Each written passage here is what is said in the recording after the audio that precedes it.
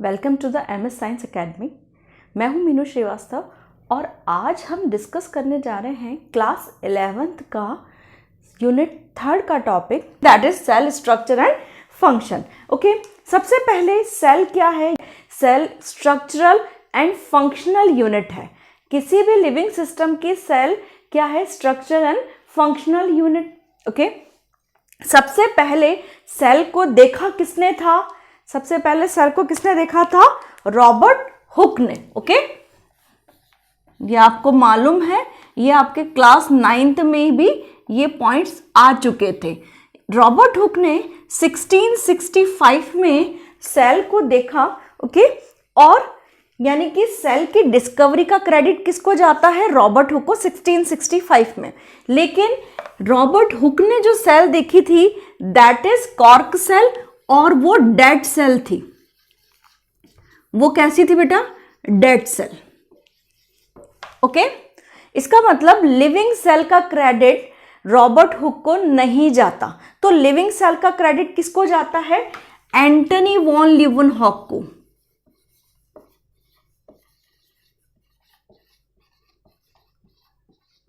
Okay, इन्होंने first living cell को observe किया था।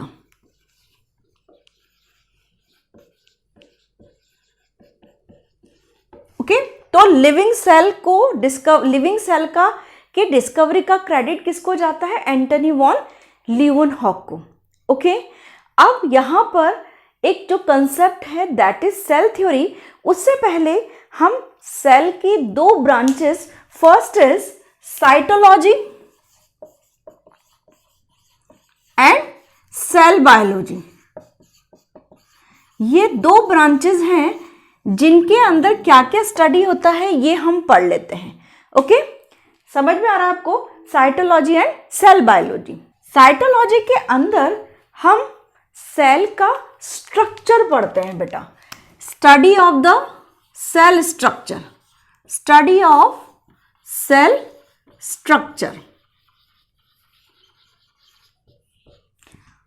अब यहां पर सेल बायोलॉजी के अंदर हम स्ट्रक्चर, सेल बायोलॉजी के अंदर हम cell structure,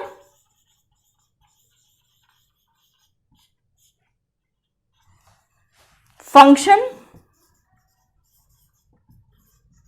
and cell division को पढ़ते हैं। ओके, तो what is the difference between cytology and cell biology? Cytology के अंदर हम केवल और केवल सेल स्ट्रक्चर को स्टडी करते हैं, बल्कि सेल बायोलॉजी के अंदर हम सेल स्ट्रक्चर, फंक्शन और सेल डिवीजन को पढ़ते हैं। ओके, अब हम यहां पर बात करते हैं सेल थ्योरी की। सेल थ्योरी आई थिंक ये पढ़ा हुआ है आप लोगों ने 9th में इसको थोड़ा सा, कि सेल थ्योरी क्या है, कि क्या कंसेप्ट है। अब इसको थोड़ा सा हम जिस पे क्वेश्चंस बन सकते हैं उसके बारे में हम डिस्कस करेंगे। Okay, cell theory was given by cell theory बेटा क्या था? बेसिकली एक कंसेप्ट था सेल के बारे में। ओके, कि सेल कैसे होती है, सेल के बेसिक नेचर क्या है, कैसे नई सेल्स बनती हैं।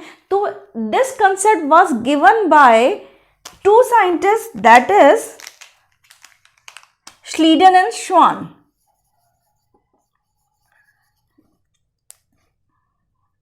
And Schwann.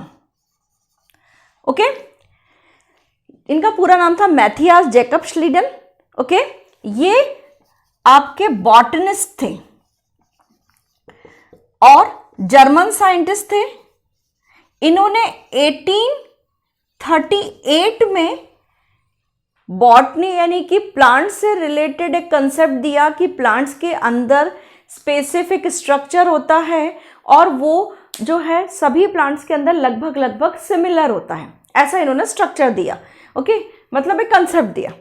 लेकिन यहाँ पर श्वान ने 1839 में, जो कि जर्मन जो कि ब्रिटिश जूलॉजिस्ट थे,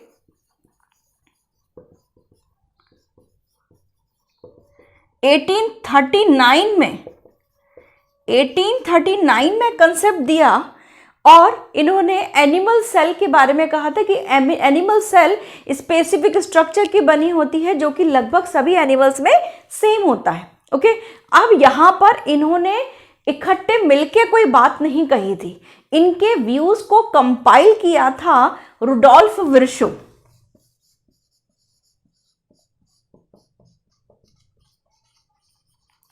रुडोल्फ विर्शो ने ये कंसेप्ट कहा कि इन दोनों के जो भी कंसेप्ट थे उनको कंपाइल किया, एक साथ किया और फाइनली उन्होंने ये कहा कि जो सेल्स हैं वो किसकी बनी, जो लिविंग सिस्टम है वो सेल्स का बना हुआ रहता है और जो नई सेल्स हैं वो पुरानी सेल के अंदर यानी कि प्री एग्जिस्टिंग सेल से ही बनती हैं।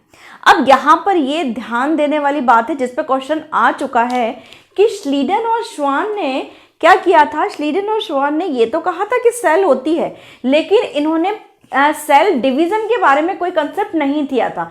ये इस बात में रुक गए थे कि नई सेल्स कैसे बनती हैं। समझ में आ रहा है कि the new cells form from the pre existing cell, ये कंसेप्ट श्लीडन और श्वान का नहीं था, ये कंसेप्ट किसका था, रुडोल्फ विर्शो का। ओके, तो रुडोल्फ विर्शो ने एक कंसेप्ट दिया that is omnis cellula e सेलुला।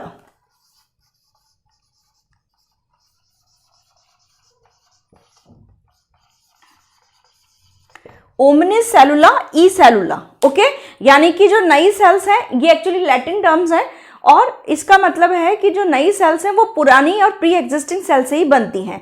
तो ये पूछा जाता है कि सेल थ्योरी में जो सेल डिवीजन का कंसेप्ट है, हु एडेड दिस कंसेप्ट। तो बच्चे श्लीडन और श्वान को मानते हैं क्योंकि ये बचपन से ये पढ़ते आ रहे हैं कि श्लीडन और श्वान ने ही सेल थ्योरी दी थी।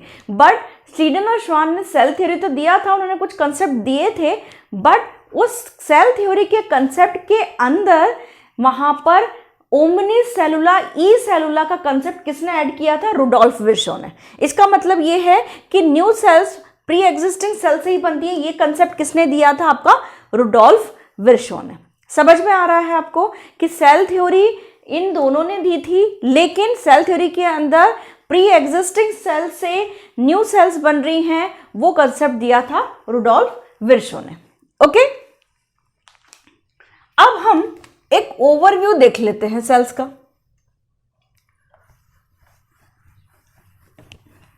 सेल्स बेसिकली दो टाइप की है। कौन कौन सी, अगर हम स्ट्रक्चर वाइज देखें तो that is, first is prokaryotic cell और second is eukaryotic cell.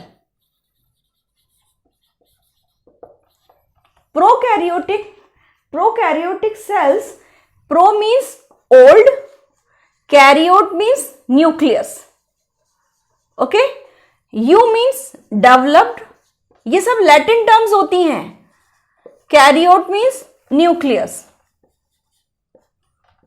Okay, यानी कि सेल्स बेसिकली अगर हम ब्रॉड क्लासिफाई करें तो सेल बेसिकली दो टाइप की होती हैं, उनके अकॉर्डिंग टू द डेवलपमेंट के हिसाब से हम देखें तो जो प्रोकैरियोटिक सेल्स हैं वो ओल्ड होती हैं, यानी कि उनका डेवलपमेंट पहले हो चुका होता है और उनके अंदर न्यूक्लियस नहीं होता है। यहां पर हमने कहा ओल्ड न्यूक्लियस, इसका मतलब ये है कि न्यूक्लियस का डेवलपमेंट स्टार्ट नहीं हुआ है। ओके, तो प्रोकैरियोटिक के एग्जांपल हैं आपके बैक्टीरिया,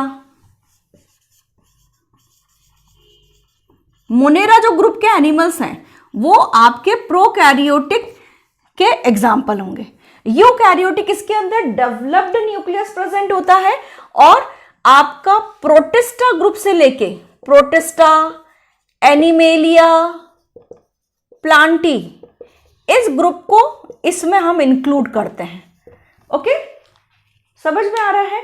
आपने जब 5 किंगडम क्लासिफिकेशन नहीं अगर पढ़ा है तो, और नहीं पढ़ा है तो हम पढ़ेंगे उसको, आप उसके लिए बिल्कुल बेफिक्र रहिए।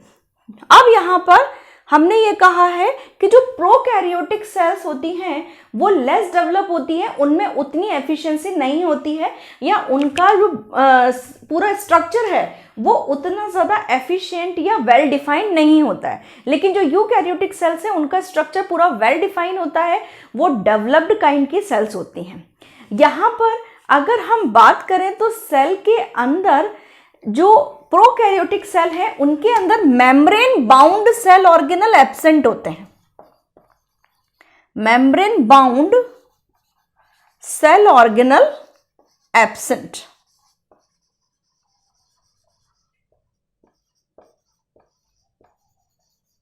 ओके, लेकिन जो यूकैरियोटिक सेल्स हैं उनके अंदर membrane bound cell organelles present होते हैं। इसको सीधे से मैं यहां लिख देती हूं प्रेजेंट, इसको जो है ये प्रेजेंट होते हैं यहां पे। अब मेम्ब्रेन बाउंड सेल ऑर्गेनल्स कौन कौन से हैं जिनका आपने नाम सुना हुआ होगा 9th और 10th में, जैसे आपका माइटोकॉन्ड्रिया है, ओके, आपका अगर प्लांट सेल की बात करें तो प्लास्टिड है, लाइसोसोम है, गोल्जी एपेरेटस है, एंडोप्लाज्मिक रेटिकुलम है। ठीक है, तो इस तरह के जो सेल ऑर्गेनल्स हैं जो कि मेम्ब्रेन बाउंड होते हैं वो प्रेजेंट होते हैं किसके अंदर, यूकैरियोटिक सिस्टम के अंदर, लेकिन वो प्रोकैरियोटिक सिस्टम के अंदर क्या होते हैं, एब्सेंट होते हैं। अब यहां पर हम ये कहेंगे कि कुछ ऐसे सेल ऑर्गेनल्स हैं जो कि मेम्ब्रेन बाउंड नहीं है लेकिन फिर भी प्रेजेंट है। ठीक है, वो कौन कौन से हैं, देखिए यहां पर ribosome. Ribosome is the membrane less cell organelle. Okay, ribosome is the membrane less cell organelle जो कि प्रोकैरियोटिक सेल में भी प्रेजेंट होता है और वो यूकैरियोटिक सेल के अंदर भी प्रेजेंट होता है।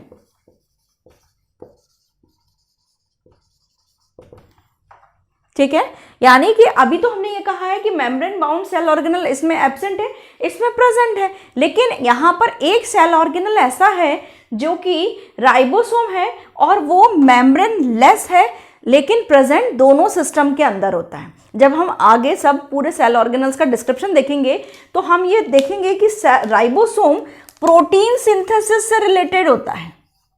इसका मेन फंक्शन क्या होता है, प्रोटीन सिंथेसिस, और प्रोटीन सिंथेसिस की जरूरत तो प्रोकैरियोटिक हो चाहे यूकैरियोटिक हो दोनों में पड़ेगी। तो यहां पर ये भी प्रेजेंट होगा, यहां पर राइबोसोम दोनों जगह प्रेजेंट होता है। ओके, अब राइबोसोम एक ऐसा सेल ऑर्गेनल है जो कि साइटोप्लाज्म में तो प्रेजेंट होता है, समझ में आ रहा है, जो कि साइटोप्लाज्म में प्रेजेंट होगा। भाई सारे सेल ऑर्गेनल कहां प्रेजेंट है, सेल है, अगर थोड़ा सा अगर आपको 9th का याद हो तो सेल मेम्ब्रेन होती है, ये साइटोप्लाज्म होता है, ये न्यूक्लियस है। तो सारे सेल ऑर्गेनल जितने भी आप बनाएंगे A to Z तक वो सारे किस में प्रेजेंट होंगे, साइटोप्लाज्म में प्रेजेंट होंगे। लेकिन यहां पर जो राइबोसोम है वो एक ऐसा सेल ऑर्गेनल है जो कि सेल ऑर्गेनल के अंदर भी प्रेजेंट होता है। समझ में आ रहा है आपको ये कंसेप्ट कि राइबोसोम एक ऐसा सेल ऑर्गेनल है जो कि सेल ऑर्गेनल के अंदर ही प्रेजेंट है। ओके, तो वो कौन सा है आपका, ये है आपका माइटोकॉन्ड्रिया। राइबोसोम किस किस के अंदर प्रेजेंट होता है, ribosome present in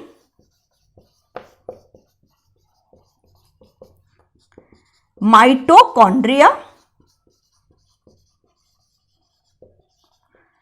endoplasmic reticulum,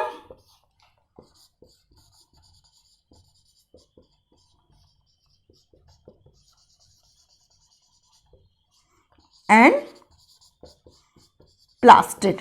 plastid हम किसके रेफरेंस में बात कर रहे हैं बेटा, प्लांट के रेफरेंस में बात कर रहे हैं। और राइबोसोम यहां किस में प्रेजेंट है, present in cytoplasm.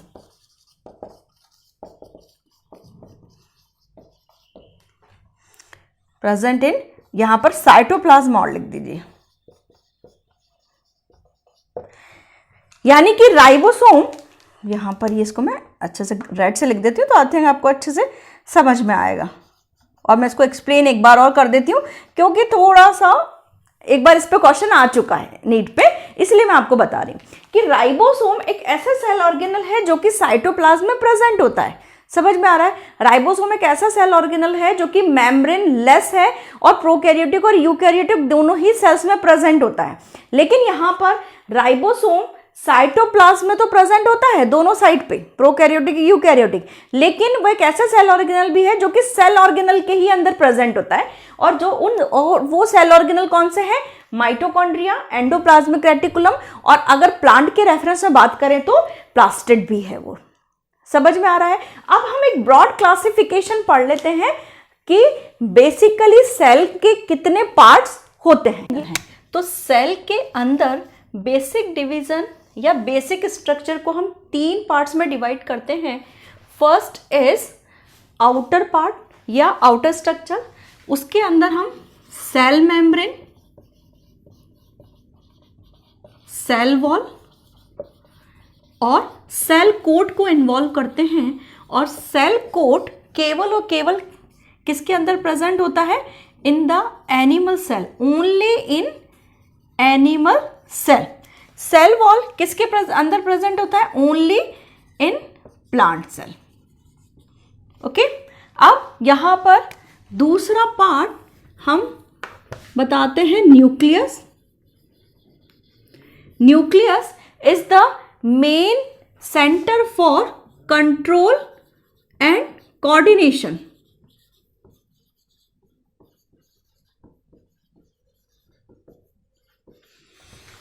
Third is the cytoplasm. Cytoplasm को हम साइटोप्लाज्म लिक्विड पार्ट है। साइटोप्लाज्म यहां पर लिक्विड पार्ट है। साइटोप्लाज्म को हम 2 पार्ट्स में डिवाइड करते हैं। First is hyaloplasm and trophoplasm. First is hyaloplasm and second is trophoplasm. Hyaloplasm liquid part है। लिक्विड पार्ट में वाटर और इसके अंदर डिसॉल्व सब्सटेंसेस इंक्लूड रहते हैं। ओके, यहां पर ट्रोफोप्लाज्म के अंदर ये ट्रोफोप्लाज्म सॉलिड पार्ट है, सॉलिड पार्ट। ओके, यहां पर हाइलोप्लाज्म लिक्विड पार्ट है, ट्रोफोप्लाज्म सॉलिड पार्ट है। अब यहां पर ट्रोफोप्लाज्म को हम 2 पार्ट्स में डिवाइड करते हैं, एक लिविंग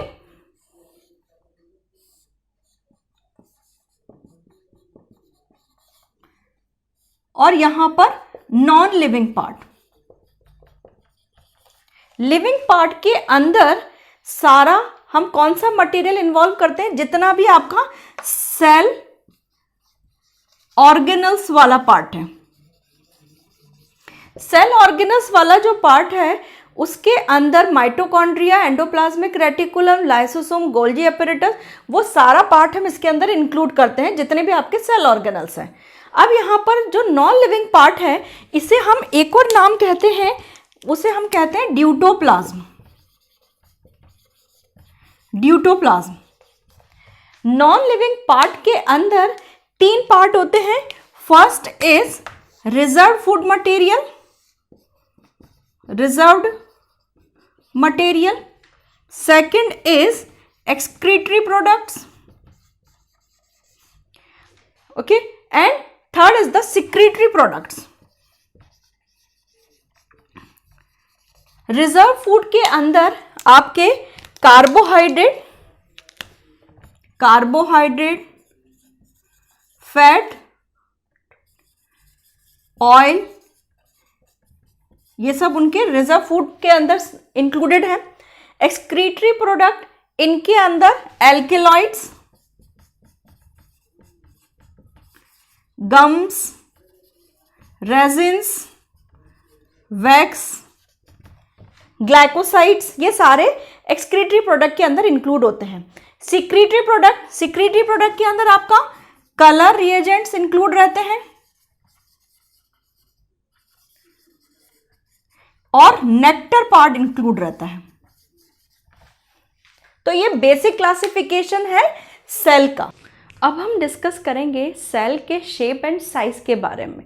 सेल का शेप एंड साइज बेसिकली किस तरीके का होता है उसका हम एक बेसिक आइडिया ले लेते हैं यहाँ पे। ओके, तो देखो यहाँ पर कि सेल का शेप, सबसे पहले सेल साइज। सेल साइज अलग अलग, जनरली उसका साइज कुछ माइक्रोन से लेके कुछ मीटर्स तक भी हो सकता है। सबसे स्मॉलेस्ट सेल जो नोटिस की गई है, स्मॉलेस्ट सेल, वो माइकोप्लाज्मा की सेल है। माइकोप्लाज्मा जो कि आपकी बुक में पीपीएलओ के नाम से भी लिखा हुआ है। PPLO it is a kind of mycoplasma और it is a type of mycoplasma. Okay, अब यहाँ पर पीपीएलओ की फुल फॉर्म आपके 11th के एमसीक्यूज में कई बार 1 मार्क्स के क्वेश्चन में पूछ लेते हैं। तो वो क्या है? Pleuropneumonia like organism.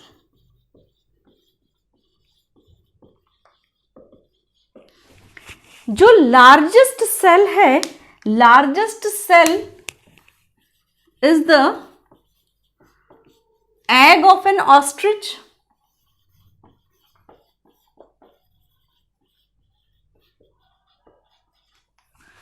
और लॉन्गेस्ट सेल, लार्जेस्ट मीन्स बड़ी और लॉन्गेस्ट मीन्स लंबी। ये थोड़ा सा बच्चे कई बार कंफ्यूज हो जाते हैं। लॉन्गेस्ट सेल, जो सबसे लंबी सेल है, वो है आपकी nerve cell, human nerve cell.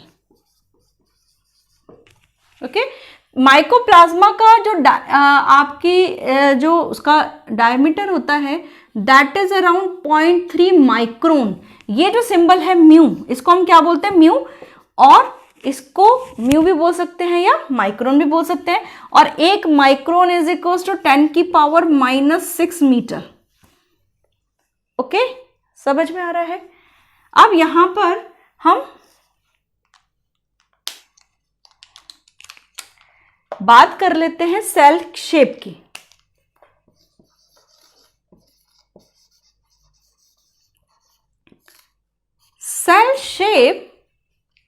Cell shape क्या है? अलग अलग शेप का हो सकता है सेल, जैसे आपका disc shape, cuboidal shape, okay, circular shape, columnar shape,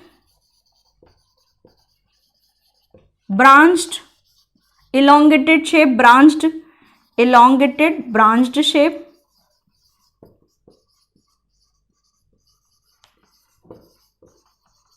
ये शेप अलग अलग क्यों हैं? ये डिपेंड करता है कि सेल क्या फंक्शन परफॉर्म कर रही है।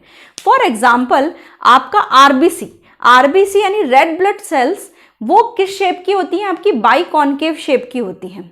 आपकी एपिथेलियल सेल्स मतलब कि जो आपकी स्किन की कवरिंग बना रही है, वो कैसी होती है?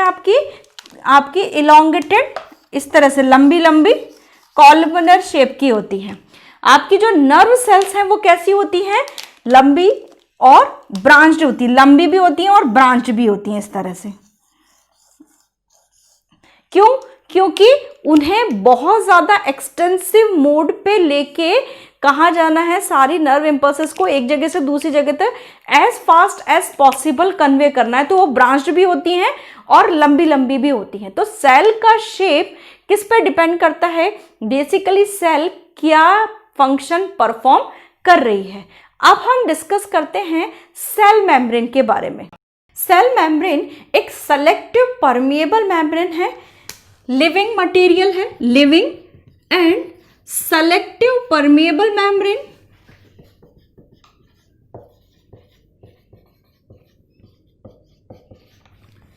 Cell membrane name was given by Nageli and Kramer।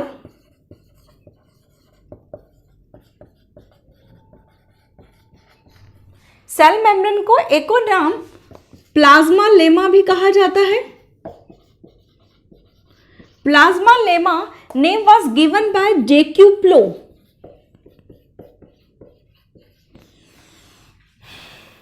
Okay, अब यहां पर सेल के अंदर सेल मेम्ब्रेन के अंदर क्या क्या कंटेंट प्रेजेंट होते हैं वो हम देख लेते हैं। सेल मेम्ब्रेन के अंदर मेन प्रोटीन प्रेजेंट होता है, जिसका परसेंटेज 58 to 59% है। लिपिड प्रेजेंट होता है, लिपिड का कंटेंट करीबन 40% होता है। कार्बोहाइड्रेट प्रेजेंट है, कार्बोहाइड्रेट प्रेजेंट है जो कि करीबन 1 से 2% होता है। प्रोटीन जो यहां पर प्रेजेंट होगा वो रिच होगा आर्जिनिन और लाइसिन अमीनो एसिड में, arginine and lysine containing amino acid होते हैं। एक्चुअली जो प्रोटीन है वो अमीनो एसिड के पॉलीमर होते हैं, और अमीनो एसिड 20 टाइप के होते हैं, जिनमें आर्जिनिन और लाइसिन भी एक टाइप है। ठीक है, अब यहाँ पर जो प्रोटीन सेल मेम्ब्रेन के अंदर मेनली प्रेजेंट होता है वो है आर्जिनिन और लाइसिन। इसके अलावा लिपिड जो होगा, लिपिड कौन कौन सा प्रेजेंट होता है? Phospholipid, glycolipid and cholesterol.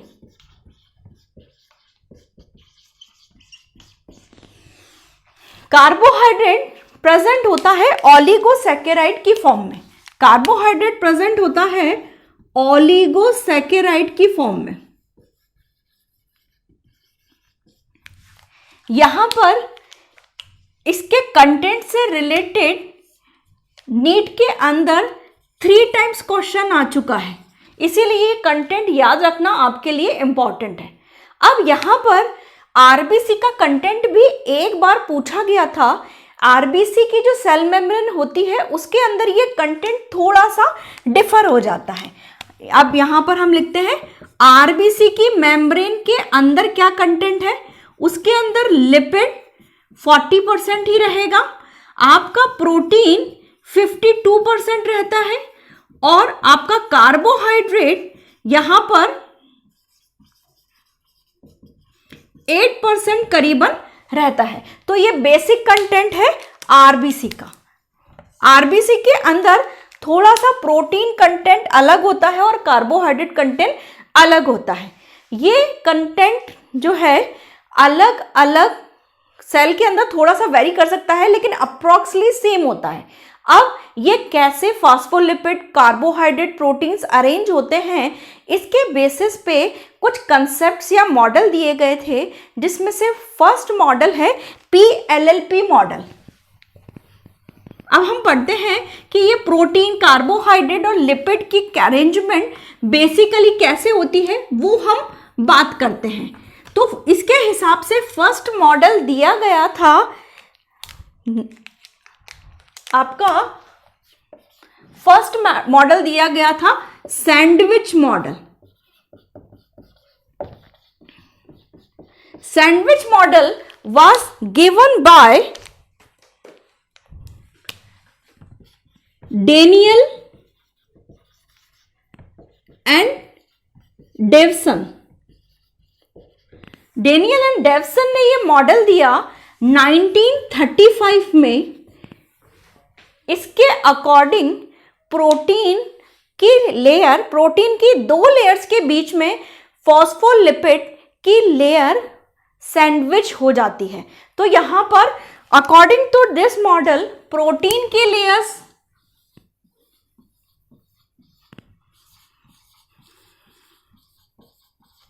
और प्रोटीन की लेयर के बीच में यहां पर फॉस्फोलिपिड लेयर सैंडविच हो जाती है।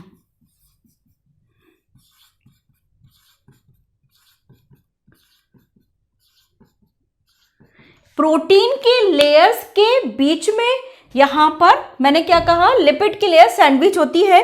तो इस मॉडल को एक और नाम दिया जाता है PLLP model, protein lipid lipid protein, protein lipid lipid protein. अब प्रोटीन की लेयर की जो मोटाई या विड्थ होती है वो करीबन 20 से 25 एंगस्ट्रॉम होती है। एक एंगस्ट्रॉम के अंदर कितना, 1 एंगस्ट्रॉम इज इक्वल टू 10⁻⁻10 मीटर। ओके, अब यहां पर ये जो आपका लिपिड लेयर है ये करीबन 35 से 50 एंगस्ट्रॉम तक मोटी होती है। ओके, अब यहां पर इस पूरी मेम्ब्रेन की जो विड्थ होती है वो करीबन 75 to 100 एंगस्ट्रॉम तक मानी जाती है। यहां पर ये माना गया है कि इसकी पूरी जो मोटाई है वो 75 से 100 एंगस्ट्रॉम होता है। अब यहां पर जो फॉस्फोलिपिड और प्रोटीन्स के बीच में, फॉस्फोलिपिड और प्रोटीन्स के बीच में कौन से बॉन्ड्स होते हैं, यहां पर आयनिक एंड हाइड्रोजन बॉन्ड होते हैं। यहां पर प्रोटीन और लिपिड के बीच में जो बॉन्ड होते हैं वो आयनिक और हाइड्रोजन बॉन्ड होते हैं।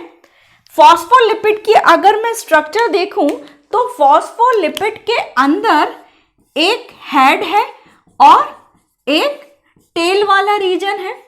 हेड रीजन हाइड्रोफिलिक रीजन कहलाता है और टेल, हेड वाला रीजन हाइड्रोफिलिक और टेल वाला region hydrophobic.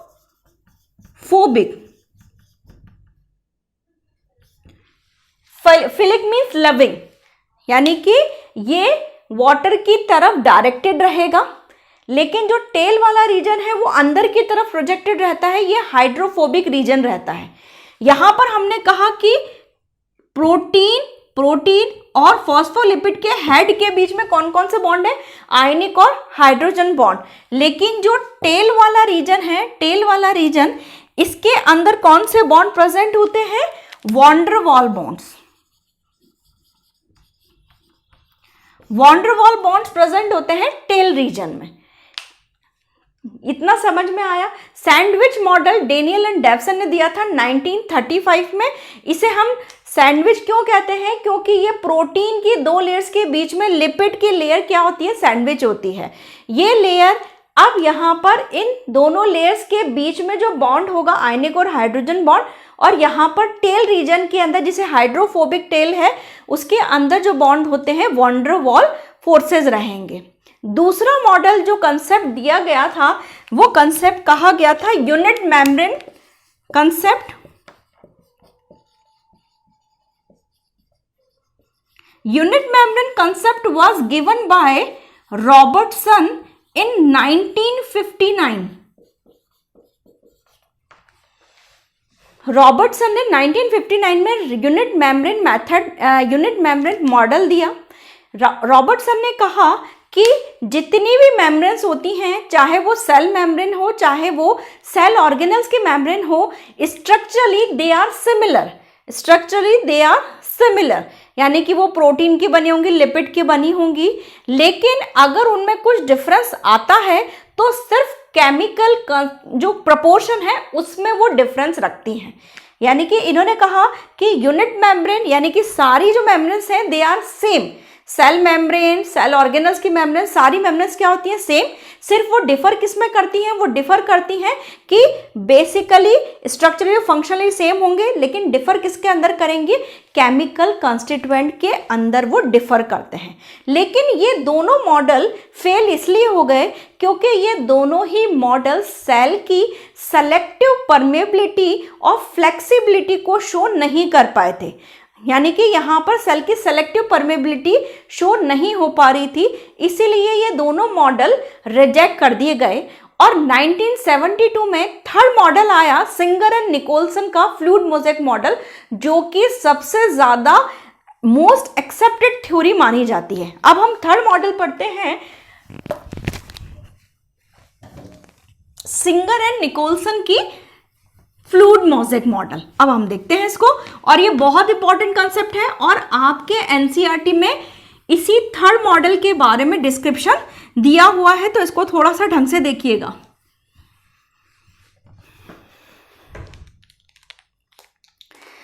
Third model was given by Singer and Nicolson and model is fluid mosaic model.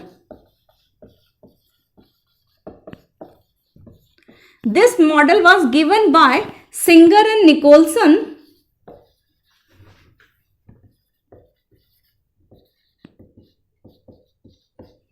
in 1972। यहां पर इन्होंने बेसिक कंसेप्ट क्या कहा था, इन्होंने कहा था कि लिपिड की लेयर के बीच बीच में proteins as a mosaic form में प्रेजेंट होते हैं। समझ में आ रहा है कि यहाँ पर लिपिड की लेयर्स के बीच बीच में प्रोटीन जो होंगे वो मोज़ेक फॉर्म में, या उसमें कह सकते हैं कि वो फ्लेक्सिबल फॉर्म में प्रेजेंट होते हैं। इसको उन्होंने कंपेयर किया कि एक सी के अंदर आप आइसबर्ग डाल दीजिए और सी फॉस्फोलिपिड की लेयर है अगर, या लिपिड की लेयर है, तो वहाँ पर जो आपके आइसबर्ग्स हैं वो किसकी तरह बिहेव करेंगे, प्रोटीन की तरह बिहेव करेंगे। तो यहां पर इन्होंने कहा कि protein present as mosaic form in the layer, in the phospholipid layer। यहां पर जो फॉस्फोलिपिड लेयर है, बेसिकली फॉस्फोलिपिड आर प्रेजेंट, या फॉस्फोलिपिड के जो टाइप हैं वो कौन कौन से हैं, वो टाइप हैं फॉस्फोटाइडल सेरीन, फॉस्फोटाइडल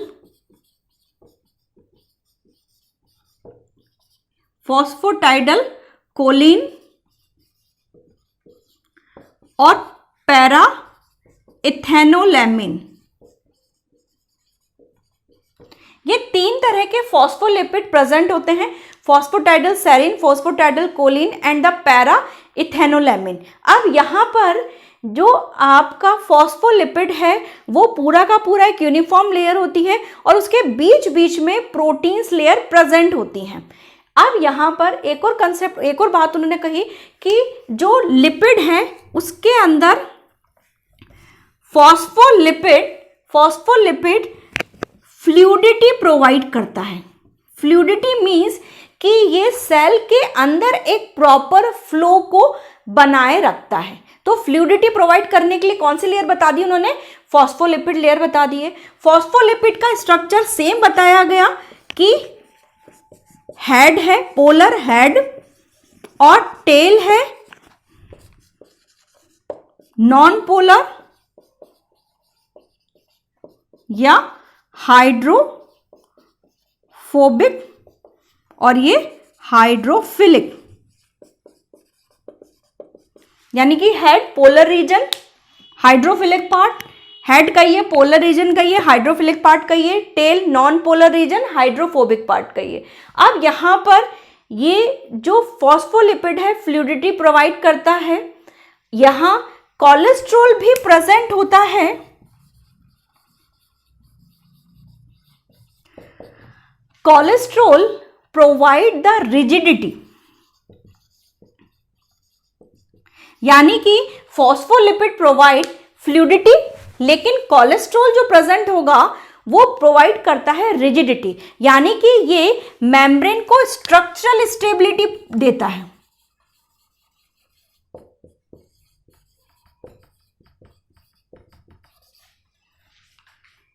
समझ में आया? अब यहां पर लिपिड के बारे में इतना डिस्क्रिप्शन दिया उन्होंने। प्रोटीन के बारे में कहा कि प्रोटीन्स बेसिकली 2 टाइप के प्रेजेंट होंगे। फॉस्फोलिपिड लेयर का डिस्क्रिप्शन हो गया। प्रोटीन 2 टाइप के प्रेजेंट होते हैं। First is extrinsic protein and intrinsic protein. अब अगर हम सेल का एक बेसिक स्ट्रक्चर बना के देखें तो सेल के बेसिक स्ट्रक्चर के अंदर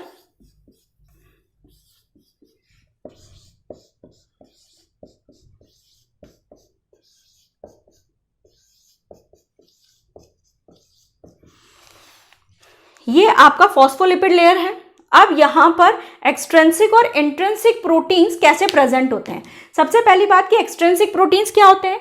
एक्सट्रिंसिक प्रोटीन्स जो कि बाहर की तरफ प्रेजेंट होते हैं, they are known as extrinsic protein. ये कौन से हैं आपके extrinsic protein.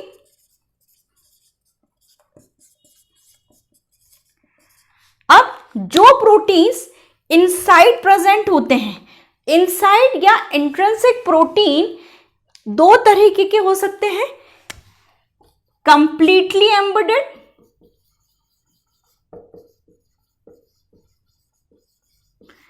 And partially embedded.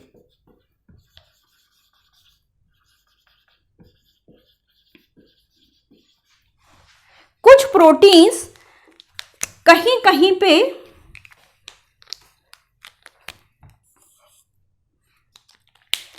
Intrinsic protein, intrinsic means जो इंटरनल प्रेजेंट है, इंटरनल दो टाइप के प्रोटीन्स प्रेजेंट होंगे, कंप्लीटली एम्बेडेड और पार्शियली एम्बेडेड। कंप्लीटली एम्बेडेड के अंदर कुछ प्रोटीन्स इस तरह से प्रेजेंट होते हैं कि वो ये, इसको और अच्छे से हम ड्रॉ कर देते हैं।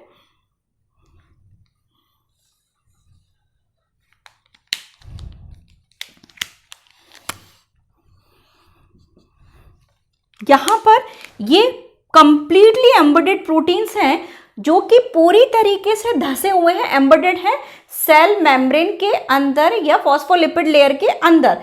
तो इसे हम एक और नाम देते हैं, they are known as tunnel protein. ये देखिए टनल शेप बन गया है, तो इसे हम क्या बोलते हैं, टनल प्रोटीन।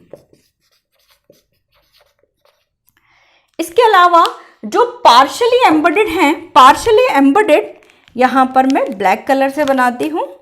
ये देखिए पार्शियली एम्बेडेड में कुछ कुछ एम्बेडेड फॉर्म है, ये आपके पार्शियली एम्बेडेड है।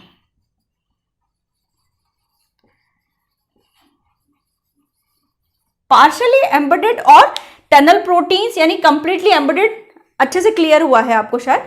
अब यहां पर एक्सट्रिंसिक प्रोटीन एंजाइमेटिक बिहेवियर को शो करते हैं।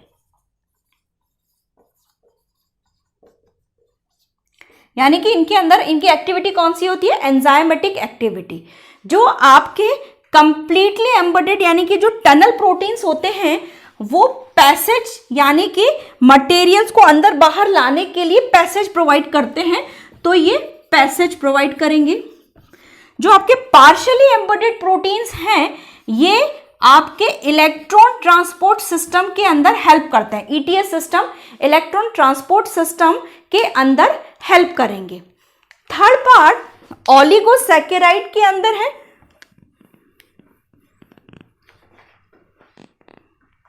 थर्ड पार्ट ओलिगोसैकेराइड यानी carbohydrate. First is phospholipid, second is protein. Protein दो टाइप का, एक्सट्रिंसिक, इंट्रिंसिक। एक्सट्रिंसिक जो बाहर के हैं और एक्सट्रिंसिक इजीली रिमूव हो जाते हैं,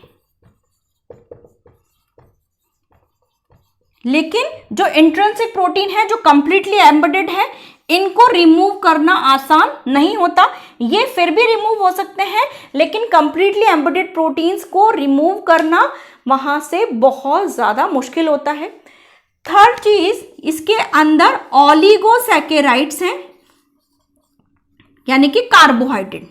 कार्बोहाइड्रेट लिखे हम यहां पे, और कार्बोहाइड्रेट का कौन सा फॉर्म प्रेजेंट है, ओलिगोसैकेराइड। और कार्बोहाइड्रेट का परसेंटेज कितना है, 1 to 2%। कार्बोहाइड्रेट यहां पर सेल रिकॉग्निशन में हेल्प करता है। कार्बोहाइड्रेट का मेन काम क्या है, यहां पर सेल को सेल टू सेल रिकॉग्निशन में हेल्प करता है।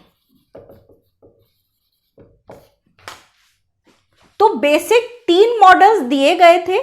First is sandwich model, second is unit membrane model और थर्ड सिंगर एंड निकोलसन का फ्लूइड मोज़ेक मॉडल।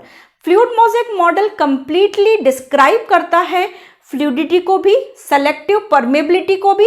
अब यहाँ सेलेक्टिव परमेबिलिटी कैसे डिसाइड हुई कि जो भी इस टनल प्रोटीन से जा सकता है यानी कि protein will decide the selective permeability. यहां पर समझ में आ गया। तो अभी तक हमने सेल का मेम्ब्रेन तक का पार्ट कंप्लीट किया है। नेक्स्ट हम डिस्कस करेंगे सेल ऑर्गेनल का। तब तक बहुत अच्छे से पढ़िए।